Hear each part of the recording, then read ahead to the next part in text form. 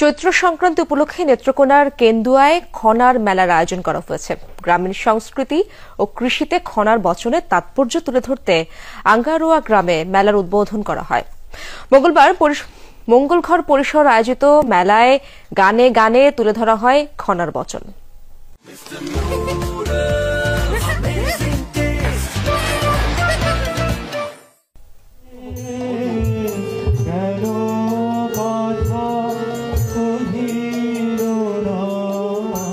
গাছে গাছে আগুন জ্বলে, বৃষ্টি হবে খনায় বলে, জ্যৈষ্ঠে খরা আষাঢ়ে ভরা, শস্যের ভার সহে না ধরা। কৃষি ও প্রকৃতি নিয়ে ছন্দে রচিত খনার এই বচনগুলোই মানুষের মুখে মুখে ছড়িয়ে পড়ে আবহমান গ্রাম বাংলায়। এই খনা কিন্তু আমাদের খনা, আমাদের বচন।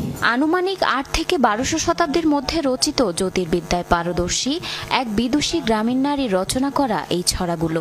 সত্যিকার অর্থে খনাকে নিয়ে ঐতিহাসিক কোনো প্রমাণাদি পাওয়া যায় না, তবে হালকা ধাঁচে গভীর দর্শন ঠিকই টিকে রয়েছে লোককাহিনীতে।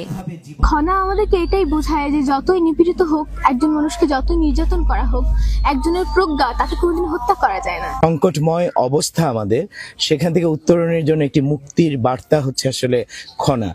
সেই ধারা বজায় রাখতেই নেত্রকোনার কেন্দুয়া উপজেলার আঙ্গারোয়া গ্রামে চলছে খনার মেলা। এই মেলায় গ্রামের সংস্কৃতি ও কৃষিতে খনার বচনের তাৎপর্য তুলে ধরে চলছে নানা পরিবেশনা।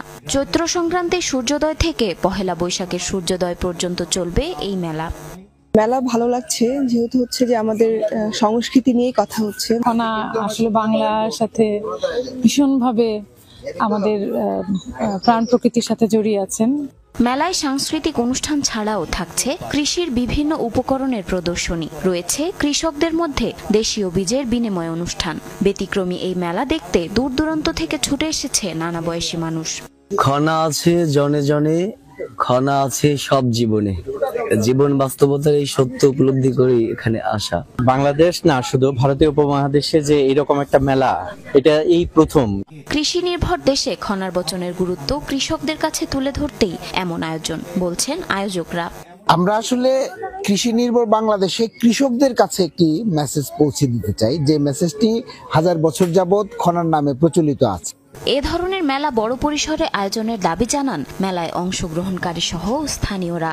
এই নগরের জন্য আসলে খনার দরকার আছে, সেই নগরের খনাকে আমরা পেতে চাই। জারিন অর্নি, যমুনা নিউজ। কি বলে